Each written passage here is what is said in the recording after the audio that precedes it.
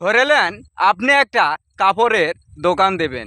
কাপড়ের দোকান দেওয়ার আগে অবশ্যই আপনাকে একটা দোকান ভাড়া নিতে হবে। দোকান যদি আপনি ভাড়া না নেন, আপনি ব্যবসা করবেন কিভাবে? আপনি দোকান ভাড়াও নিলেন, অথচ দোকানে যে আসল মালিক তার থেকে আপনি ভাড়া নিলেন না। আপনি তার দোকানে যে ম্যানেজার আছে তার থেকে আপনি দোকানটা ভাড়া নিলেন।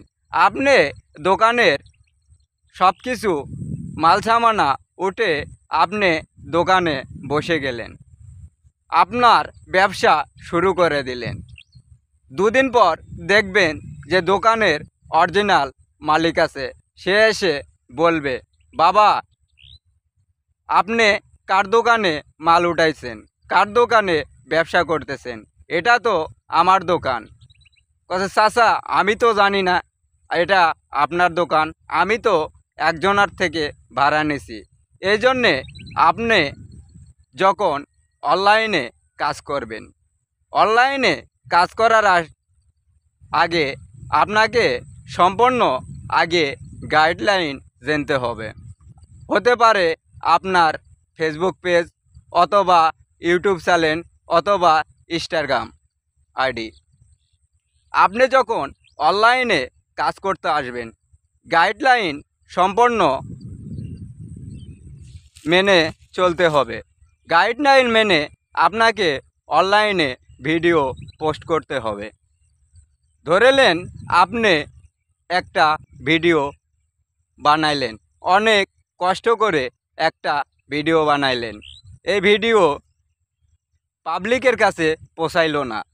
আপনার ভিডিও ঠিকমতো পোস্ট করার না কারণে আপনার ভিডিওটা প্রাইভেট হয়ে গেল,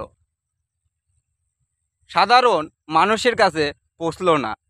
আপনার ভিডিওতে ভালো ভিউ হইল না, আপনার ভিডিওতে লাইক পড়ল না, আপনার ভিডিও কেউ শেয়ার করলো না, কারণ আপনি কিছু ভুল করেছেন।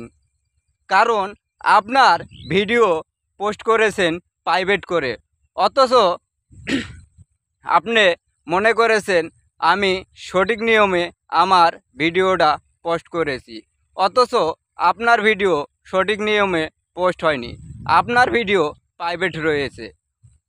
তাই আপনাদের বলতে চাই, অনলাইনে যত আপনি কাজ করেন, আপনাকে আগে বুঝতে হবে আমার ভিডিওটা প্রাইভেট হইল না পাবলিক হইল। অবশ্যই ভিডিওটা পাবলিক করে দিবেন। পাবলিক করে দিলে আপনার ভিডিওটা সবাই দেখতে পারবে, আপনার ভিডিওতে লাইক কমেন্ট শেয়ার করতে পারবে।